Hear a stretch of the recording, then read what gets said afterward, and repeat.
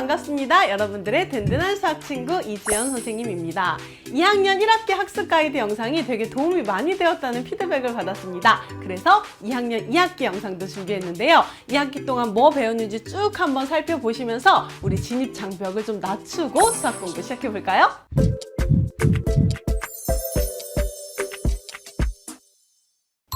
우리 이번 학기에 배울 핵심 개념 단어들을 한번 쌤이 모아봤는데요. 보실래요? 자, 어때요? 여러분 지금 아는 용어들도 좀 있는 것 같고 처음 보는 용어들도 좀 있는 것 같아요. 그렇죠. 그런데 두 개의 파트로 크게 나눠볼 수 있습니다. 이 학기의 대부분의 내용, 80%의 내용은 도형 파트이고요. 멋있게는 기하다 이렇게도 얘기합니다. 그리고 20%는 일상에서 가장 재미있는 얘기 다루고 노는 확률 파트 이렇게 보시면 되겠어요. 그럼 요거는 이제 몇 개에 불과하고 디테일하게 어떤 단원들이 있는지 한 단원 한 단원 만나보도록 할게요.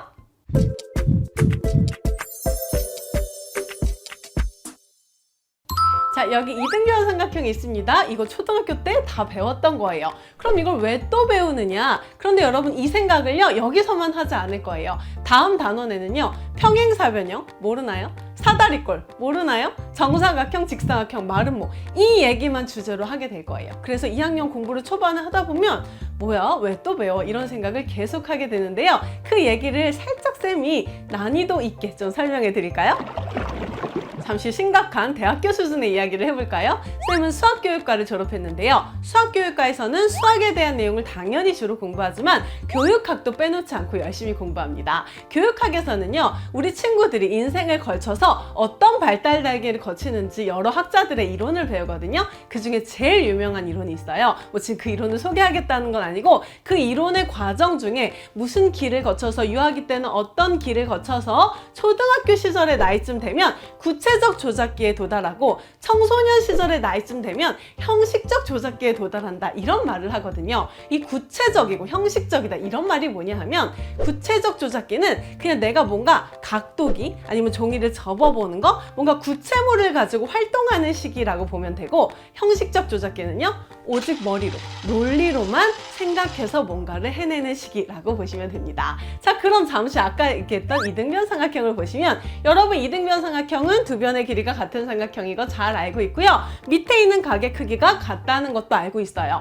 그럼 초등학교 때는 그냥 밑에 있는 각의 크기가 똑같네를 받아들였어요. 그리고 왜 그런지 설명하려면 그냥 간단히 각도기를 가지고 구체물을 가지고 재보거나 아니면 끝에 각을 찢어갖고 각이 똑같네 비교해 볼 수도 있었습니다. 그런데 형식적 조작기라는 데 왔어요. 우리는 이제 청소년이에요.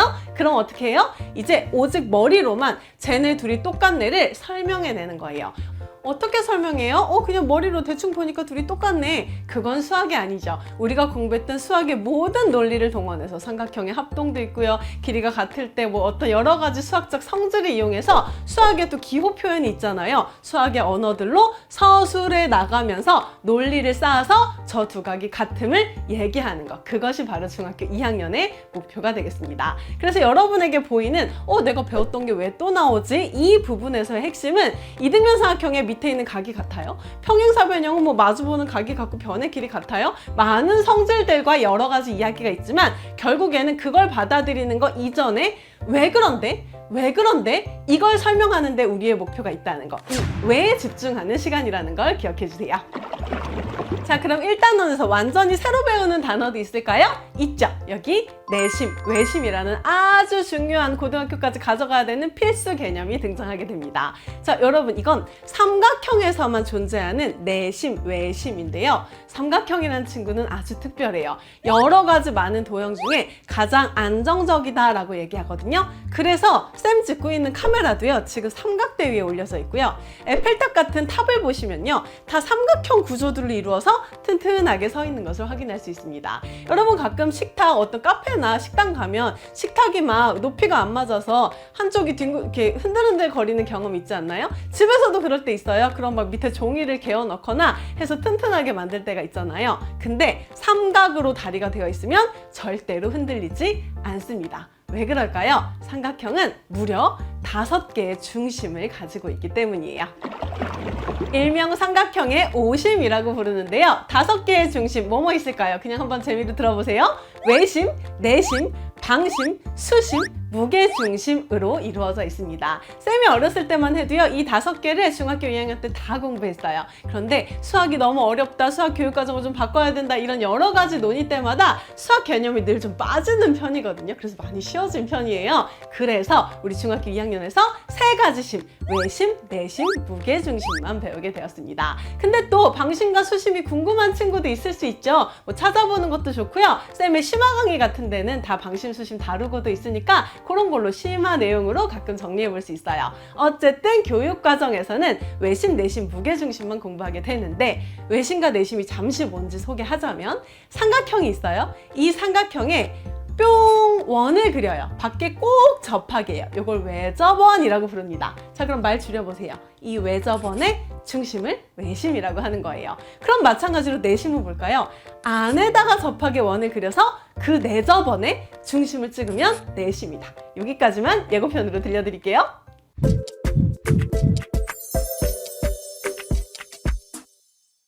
삼각형을 넘어서 사각형으로 가야 되는 시간입니다. 사각형에서는요, 쌤이 여러분의 최종 목표를 잠시 한번 쫙 보여드리도록 할게요. 짜잔! 어때요? 여러분이 사각형이라는 일반적인 도형에서 정사각형까지 도달하는 이 여러 가지 사각형들의 관계를 단원 끝났을 때 큰 도화지 펴놓고 아무 누군가의 도움도 없이 스스로 싹 그려낼 수 있다면 이 단원은 성공이다. 이렇게 볼 수 있습니다. 그런데 이 사각형에서 정사각형까지 도달하는 기간 동안 가장 드라마틱한 변화가 있는 도형이 바로 평행사변형이 되는 순간이거든요. 그래서 평행사변형이 제일 할 말도 많고 뭔가 성질들도 가장 많이 가지고 있어요. 그래서 왜 그렇게 되는데, 도대체 평행사변형은 왜 그렇게 길이가 같아? 왜 그렇게 각이 같아? 왜 그렇게 서로 2등분해? 이런 얘기들. 뭐예요? 결국에 아까 1단원에서 얘기했던 왜라는 질문에 답해 나가면서 이 관계들을 쭉 정리하는 시간을 가져볼 거예요.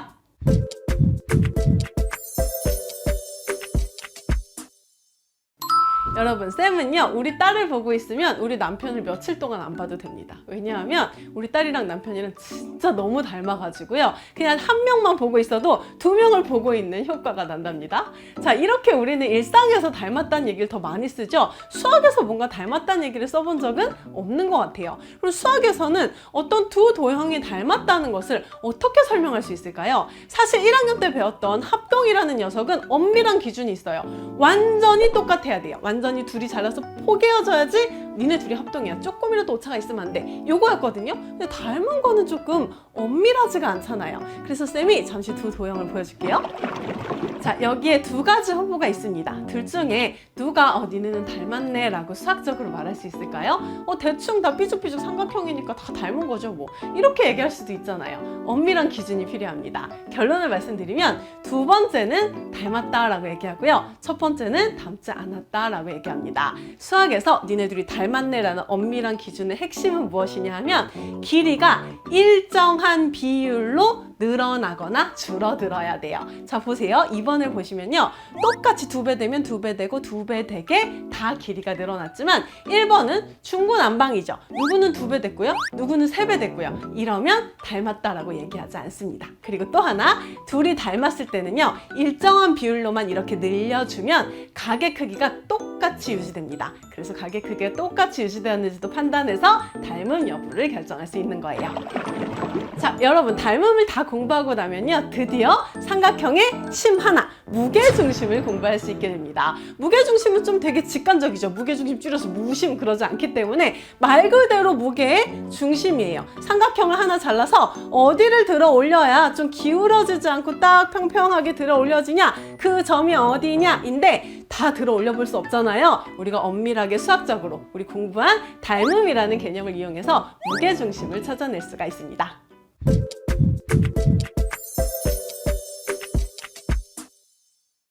자, 이제 그 이름도 유명하신, 누구나 한 번쯤은 들어봤을 이분, 피타고라스 님이 등장하셨습니다. 자, 이분께서요, 엄청 유명한 수학적 성질을 어떻게 발견해내셨냐 하면 그냥 길을 걷다가요. 길 걷다가 이렇게 생긴 보도블럭을 보게 됐어요. 여러분 보도블럭을 보면 무슨 생각하나요? 별 생각 안 하지 않나요? 그냥 뭐 누구 만나러 가는 길 요 정도 생각하고 뭐 좀 너무 패턴이 예쁘다 싶으면 좀 길이 예쁘게 생겼네 요 정도 생각할 수 있을 것 같은데 이 분께서는 저기 직각삼각형이 있네. 그런데 저 빗변의 길이랑 다른 두 변의 길이가 무슨 관계가 있어 보이는데 라는 이런 자연스럽지 않은 생각을 하게 되셨습니다. 남다른 사람은 이유가 있는 것 같아요. 어쨌든 그래서 이 사람이 결국에 발견하게 된 성질이 뭐냐 하면 직각삼각형은 빗변의 길이의 제곱이 다른 두 변 각각 제곱해서 합친 것과 같다라는 엄청나게 유명한 성질을 세계에 널리 전파하게 되신 겁니다. 이 성질이 뭐가 유용하냐 하면요.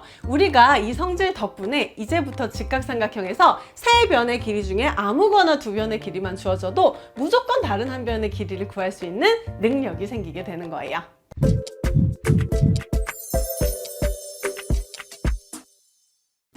이제 도형은 끝! 일상생활의 이야기를 시작하게 됩니다. 확률과 통계라는 수학의 한 파트가 있는데 중1, 중3 때는 통계를 배워요. 근데 중학교 2학년 아주 스페셜하죠? 확률에 대해서만 이야기하게 됩니다.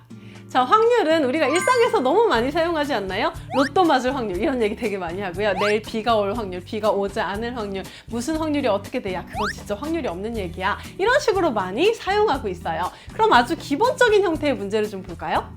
이런 거예요. 여러분 이 주머니에서 눈을 감고 하나 딱 꺼냈는데 하필이면 딱 빨간 공일 확률 어떻게 될 것 같아요? 하나 더 해볼까요? 어떤 동전이 있어요. 뿅 하고 던졌더니 숫자 있는 부분이 나올 확률은요? 어떻게 되죠? 하나만 더 해볼까요? 주사위 제일 많이 나와요. 확률에서 주사위를 던졌어요. 던졌더니 짝수가 나올 확률은 어떻게 되죠? 이런 얘기들이 사실 전부예요. 되게 쉽죠? 그런데 어떤 문제가 있느냐? 이걸 선생님들이 무한으로 어렵게 생성하실 수 있다는 점입니다. 일상의 이야기이기 때문에요. 동전 1개 던진 거 2개 던지게 할까? 동전 하나, 주사위 2개 던지게 할까? 주사위 2개 던지고 자연수를 만들었을 때 30 이상인 거 구해보라고 할까? 생각나는 대로 문제를 생성할 수가 있어서 생각보다 난이도가 확 높아질 수 있는 위험성이 있습니다. 그래서 이 확률 단원의 특징은 먼저 일단 재밌어요. 막 도형으로 머리 아팠다가 뭐 여러 가지 합동 조건 이런 거 얘기했다가 좀 힐링 타임이 되는 느낌입니다. 그리고 강의를 들어도 문제를 선생님이 푸는 걸 봐도 쉽게 잘 이해가 되는데 어떤 문제가 생기냐? 내가 혼자 풀었을 때 갑자기 건드리지도 못하는 상황에 맞닥뜨려질 때가 있어요. 왜냐? 너무 다양하게 여러 상황으로 문제가 출제될 수 있기 때문입니다.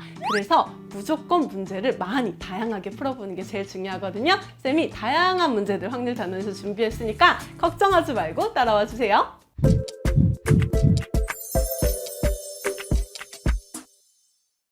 자, 우리 이렇게 2학년 2학기 수학을 다 훑어보았는데요. 우리 마지막에 뭐 일상생활 얘기, 확률 얘기도 잠깐 했지만 결국에 전체 학기의 주제는 왜? 라는 한 단어로 귀결될 것 같습니다. 2학년 수학을 한 문장으로 표현하자면 왜? 라는 질문에 논리적으로 대답하는 과정이다. 이렇게 볼 수 있겠어요?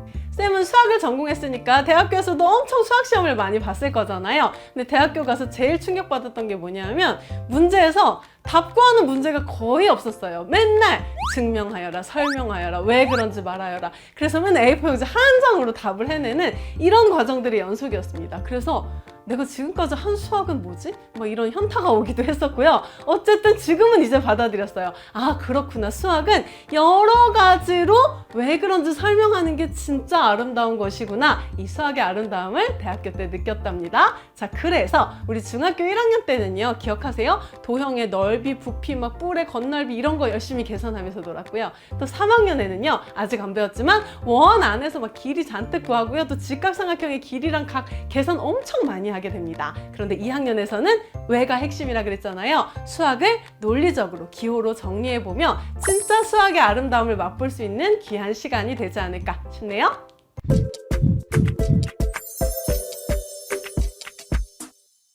자, 그럼 우리 얇게 훑었으니 깊게 들어가 봐야겠죠? 2학년 2학기 수학도 쌤이 든든한 수학 친구가 되어서 책임져 드리겠습니다. 그럼 우리 엠베스트 강의에서 만나도록 할게요.